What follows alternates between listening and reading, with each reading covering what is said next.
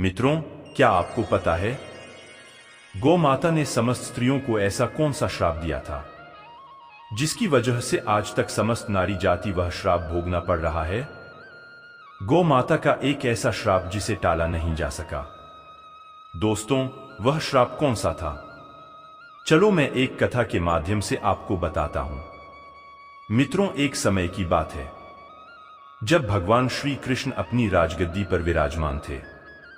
तब उनके पास देवर्षि नारद मुनि आती है और कहती है, हे प्रभु, मैं आज मृत्युलोक में भ्रमण कर रहा था।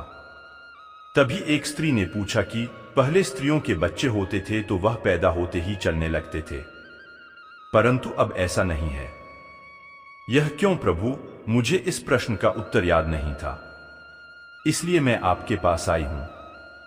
कृपया मुझे इस प्रश्न का उत्तर बताएं।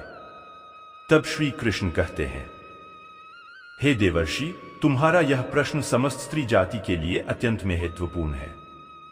अगर तुम इस प्रश्न के उत्तर को जानना चाहते हो तो ठीक है, मैं तुम्हें एक कथा सुनाता हूं। तुमको इस कथा के माध्यम से पता चल जाएगा कि किस वजह से अब स्त्रियों का बच्चा पैदा होते ही चल नहीं पाता है।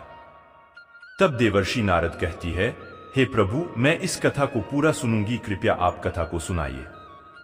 प्रिय मित्र, अगर आप भी जानना चाहते हैं कि इस प्रश्न का उत्तर क्या है, तो मित्रों वीडियो को आखिरी तक जरूर देखें और वीडियो को लाइक अवश्य करिएगा।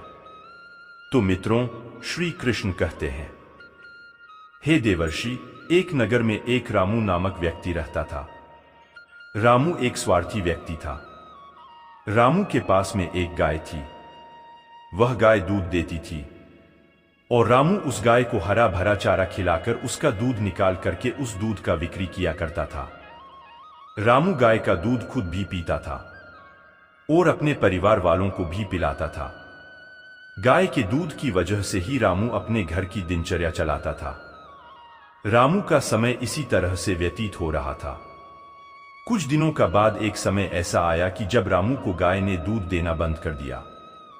जैसे ही गाय ने दूध देना बंद कर दिया तो इधर रामू ने उस गाय को चारा डालना बंद कर दिया। और एक दिन ऐसा आ गया कि उस दिन रामू ने गाय को बहुत मारा, पीटा और उसने उस गाय को घर से ले जाकर जंगल में छोड़ दिया। अब वह गाय बेचारी अकेली पड़ गई। बेचारी गाय अकेली जंगल में इधर उधर घूमती फिरती है और एक दिन जंगल में बने एक मंदिर के पास में पहुंचती है और भगवान से विनती करते हुए कहती है, हे भगवान, मैं आपसे यह विनती करती हूं कि हमें गाय की योनि में डालकर कितना गलत काम किया है। श्री कृष्ण कहते हैं, हे देवर्षि, वह गाय कहती है, देखिए, जो आपकी 84 लाख योनियों में सर्वश्रेष्ठ योनि मानव की है, वह कितना पाप और कितना दुष्कर्म करता है। वह गाय आगे कहती है, जब तक मैं दूध देती रही तब तक उस व्यक्ति ने मुझे अपने घर पर रखा, हरा भरा चारा खिलाया। जैसे ही मैंने दूध देना बंद कर दिया, उसके बाद में उसने मुझे चारा भी नहीं डाला। इतना ही नहीं, उसने तो मुझे घर से बाहर ही निकाल दिया। अब मैं इधर उधर भटक रही हूं। अब जंगल में चारा खा खा करके, जंगल में घास खा करके मैं अपने पेट को भरती हूं। हे भगवान, आपने जो सर्वश्रेष्ठ योनि बनाई है, यह तो कितनी स्वार्थी और लालची योनि है। श्री कृष्ण कहते हैं कि हे देवर्षि नारद, धीरे धीरे समय व्यतीत होता चला गया। गाय बेचारी इधर उधर भटकती रही। जब भी वह गाय रामू के द्वार पर आ जाती है तो रामू ने लाठी लेकर के उस गाय को जंगल की तरफ, खेतों की तरफ भगा करके आता है। श्री कृष्ण कहते हैं, हे देवर्षि, धीरे धीरे जब वह गाय एक दिन गर्भवती हो जाती है तो अब जैसे ही 3-4 महीने का गर्भ हुआ है तो उसी जंगल से एक स्त्री गुजर रही थी। उस स्त्री ने जैसे ही उस गाय को देखा, उसने मन में सोचा कि यह गाय तो गर्भवती है। मैं एक काम करती हूं, इस गाय को मैं पाल लेती हूं। जब इसका बच्चा हो जाएगा तो यही गाय मुझे दूध देने लगेगी। तब मैं इसका दूध खुद पीऊंगी और साथ ही अपने परिवार वालों को भी पिलाऊंगी और बिक्री भी करूंगी। लेकिन जैसे ही वह स्त्री उस गाय को पकड़ने के लिए अपने पति को बुलाने के लिए जाती है और जब तक उसका पति वहां पर आता है तब तक वह गाय वहां से चली जाती है। धीरे धीरे और समय व्यतीत होता गया। श्री कृष्ण कहते हैं, हे देवर्षि, जब उस गाय के प्रसव का समय नजदीक आ गया, तब वह एकांत जंगल में सुरक्षित जगह पर जाकर के उस गाय ने एक बछड़े को जन्म दिया। श्री कृष्ण कहते हैं कि हे देवर्षि, प्रसव के कुछ समय बाद वही स्त्री उसी जंगल में घास काटने के लिए गई हुई थी। जैसे ही उसने दूर से देखा कि एक गाय ने अपना बच्चा जन्म दिया हुआ है, तब वह स्त्री उसके पास गई और उसने ध्यान से उस गाय को देखा तो बोली कि अरे, यह तो वही गाय है। इस गाय ने तो बछड़ा दे ही दिया, चलो अच्छा हुआ। वह स्त्री सोचती है, अब मैं इस गाय को पकड़ के अपने घर पर अवश्य ले जाऊंगी। जैसे ही वह स्त्री उस गाय के पास से अपने पति को बुलाने के लिए जाने लगती है, तभी गाय ने उसी समय उस स्त्री से कहती है, हे बहन, आज तुम हमारे ऊपर एक परोपकार कर दो। यह हमारा जो बच्चा है, यह पीछे पड़ा हुआ है। इसे उठाकर कि तुम मेरे गर्दन के ऊपर रख दो। मैं अपने बच्चे को लेकर के किसी सुरक्षित जगह पर चली जाऊंगी, क्योंकि यह मेरा बच्चा 8 महीने बाद चलने लायक हो पाएगा। 8 महीने बाद अपने पैरों पर चलेगा।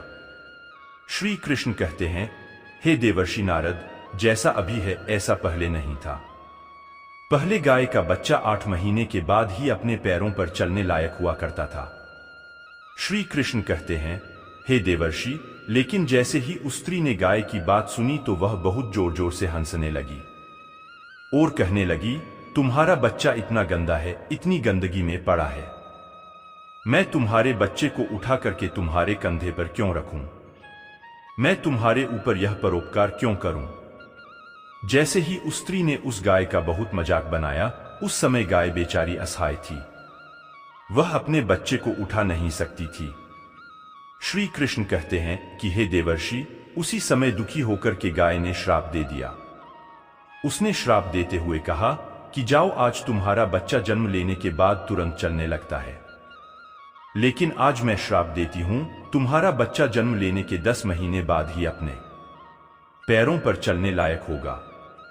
और जो यह मेरा बच्चा आज चल नहीं पा रहा है, और यह आज के बाद पैदा होते ही बहुत जल्द अपने पैरों पर चलने लायक हो जाएगा। श्री कृष्ण कहते हैं, हे देवर्षि, इसी श्राप के कारण स्त्रियों का बच्चा जन्म लेते ही अपने पैरों पर चल नहीं पाता। दोस्तों, सतयुग में सुखदेव पैदा होने के तुरंत बाद ही अपने पैरों पर चलने लगे थे, और वेदव्यास भी जन्म लेने के तुरंत ही बाद अपने पैरों पर चलने लगे थे। यह बात तो सतयुग की थी, लेकिन कलयुग में ऐसा नहीं है। कलयुग में बच्चे को अपने पैरों पर चलने के लिए कम से कम 9 से 10 महीने लगी जाते। इसका कारण यही है क्योंकि गाय ने समस्त स्त्री जाति को श्राप दे दिया था। उसी दिन से समस्त स्त्रियों के जो बच्चे पैदा होते ही चलने लग जाते थे, उनकी प्रक्रिया वहीं पर रुक गई। गाय के श्राप के कारण ही स्त्री का बच्चा 9-10 महीने बाद ही चलने लायक, अपने पैरों पर खड़े होने लायक बन पाता है, और गाय का बच्चा उसी दिन से अपने पैरों पर चलने लायक हो जाता है। इसीलिए किसी की आत्मा को कष्ट नहीं देना चाहिए, और यही सनातन धर्म का सबसे बड़ा धर्म है। गोस्वामी तुलसीदास ने लिखा है, परहित सरल धर्म नहीं। दोस्तों, दूसरे के दुख में दुखी हो जाना, दूसरे के काम आना सबसे बड़ा धर्म माना गया है। तो इसलिए हमें असहाय पशु की, पक्षियों की सहायता करनी चाहिए। गाय के श्राप की वजह से ही जितने भी पशु पक्षी हैं, उन सबके बच्चे जन्म लेने के तुरंत बाद चलने लग जाते हैं।